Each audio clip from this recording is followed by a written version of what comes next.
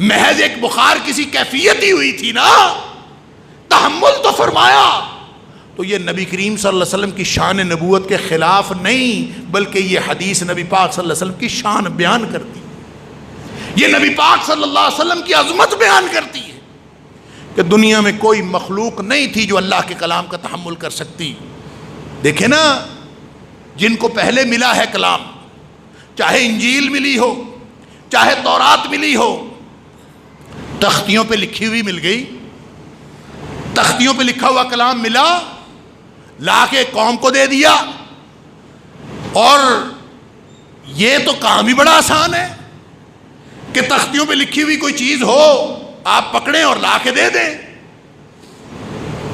جب اللہ کا کلام دل پر اتر رہا ہو نا، اس کو تحمل کرنا، فرمایا پہاڑ بھی نہیں کر سکتا تھا، تو اللہ نے نبی پاک صلی اللہ علیہ وسلم کے قلب اطہر میں وہ طاقت رکھی تھی کہ نبی پاک صلی اللہ علیہ وسلم اس کو برداشت کر لیں۔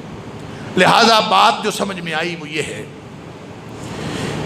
میرے بھائیوں، میرے عزیزوں اور میرے بزرگوں اور میری بہنوں، کہ قرآن عظمتوں کا منبع اور ماخذ ہے۔ جتنی عظمتیں آج تک ملی وہ قرآن کی وجہ سے ملی، چاہے وہ زمان کو ملی ہوں، چاہے وہ مکان کو ملی ہوں۔ اکیلا جبریل نہیں سردار بنا، اکیلے نبی اکرم صلی اللہ علیہ وآلہ وسلم جن پر قرآن کا نزول ہوا، وہی ساری جہان سے اللہ کے بعد عظمت والی ہستی نہیں بنے، وہ شہر بھی سب سے زیادہ عظمت والا بن گیا۔ اللہ اکبر! وہ رات، جس رات نبی کریم صلی اللہ علیہ وسلم پر قرآن کا نزول شروع ہوا، وہ رات 1000 مہینے سے بہتر رات بن گئی، وہ ساری کائنات کی راتوں سے بہتر رات بن گئی۔ اللہ اکبر!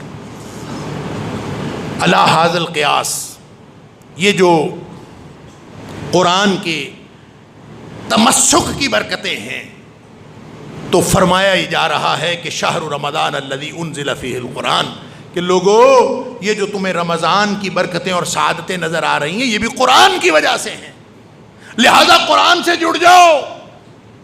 جس نے یہ عظمت لینی ہے، نبی پاک صلی اللہ علیہ وسلم نے کس وضاحت فرمائی، حضرت عمر فاروق رضی اللہ تعالیٰ راوی ہے، فرمایا ان اللہ تعالی یرفع بہذا الکتاب اقواما، اللہ اس کتاب کی وجہ سے بہت ساری قوموں کو عروج نصیب کرتا ہے، وَيَضَعُ بِهِ آخَرِينَ، اور بہت ساری قومیں زوال کا شکار ہو جاتی ہیں اسی قرآن کی وجہ سے۔ گویا جس نے قرآن کا حق دیا وہ عروج پا گیا، اور جو قرآن کو قرآن کا حق نہیں دے سکا وہ ذلیل ہو گیا۔ آج ہمارے لیے بھی پیمانہ قرآن ہے۔ نبی کریم صلی اللہ علیہ وسلم نے فرمایا کہ تمہیں نہیں آتا قرآن، پڑھنے کی کوشش تو کرو، لگو تو صحیح۔ صرف اس کے لیے فضیلت نہیں ہے جو قرآن کا ماہر ہو، صرف اس کے لیے فضیلت نہیں ہے جو قرآن کے سارے مفاہیم جانتا ہو۔ فرمایا خیرکم من تعلم القرآن وعلمہ، قرآن پڑھنے پڑھانے میں لگے رہو، تم ساری مخلوقات سے بہترین مخلوق بن جاؤ۔ خیرکم، تم میں سب سے زیادہ اچھا وہ ہے من تعلم القرآن وعلمہ، جو قرآن سیکھتا ہے اور پھر سکھاتا ہے۔ اللہ ہم سب کو قرآن سیکھنے اور سکھانے والوں میں بنائے۔ 5 حق ہیں قرآن کے، کوشش کیجئے یہ رمضان میرے اور آپ کے لیے، ہم سب کے لیے، یہ ہماری زندگی کا ٹرننگ پوائنٹ ثابت ہو۔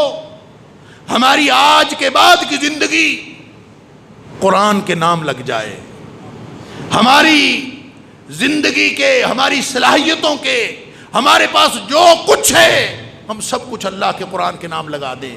ہم قرآن کے ساتھ لگیں گے تو انشاءاللہ دنیا اور آخرت کی عظمتیں ہمارا انتظار کر رہی ہیں۔ نبی کریم صلی اللہ علیہ وآلہ وسلم نے فرمایا اس سے جڑ جاؤ، اس قرآن سے۔ میں عرض کر رہا تھا 5 حق ہیں، میں ایک حدیث عرض کر کے بات ختم کرتا ہوں۔ پہلا حق قرآن پر ایمان رکھنا، یہ سارے مسائل کا حل بھی ہے، یہ منزل من اللہ بھی ہے، یہ برکتوں اور علوم کا خزانہ بھی ہے، اس پر ایمان رکھنا یہ پہلا حق ہے قرآن کا۔ جو شک شبے میں یا تردد میں مبتلا رہتا ہے، اس کو کبھی قرآن سے کبھی بھی وہ فضیلتیں حاصل نہیں ہو سکتی۔ دوسرا حق قرآن کا، قرآن کو پڑھنا، چاہے نہیں مفاہیم سمجھ میں آتے پھر بھی پڑھتے رہو، یہ بھی حق ہے قرآن کا۔ تیسرا حق ہے سمجھنا، چوتھا حق ہے اس پر عمل کرنا، اس کو نافذ کرنا اپنی زندگی میں۔ اگر انفرادی زندگی ہے تو انفرادی میں نافذ کرنا، اجتماعی زندگی میں کوئی اختیار ہے تو اس میں نافذ کرنا، اور پانچواں حق ہے اس کو آگے پہنچانا اور ساری زندگی آگے پہنچاتے رہنا۔ اگر یہ 5 حق ہم قرآن کے دے دیں تو قرآن ایک بڑا ہی باوفا ساتھی ہے۔ نبی کریم صلی اللہ علیہ وسلم نے فرمایا یہ قیامت کے دن سفارش کرے گا، اقرأوا القرآن، اور میرے صحابہ قرآن پڑھتے رہا کرو، انہ یاتی یوم القیامت شفیعا لصحابہ، یہ قیامت والے دن اپنے صاحب کے لیے، اپنے ساتھی کے لیے یہ قیامت والے دن سفارش کرتا ہوا آئے گا۔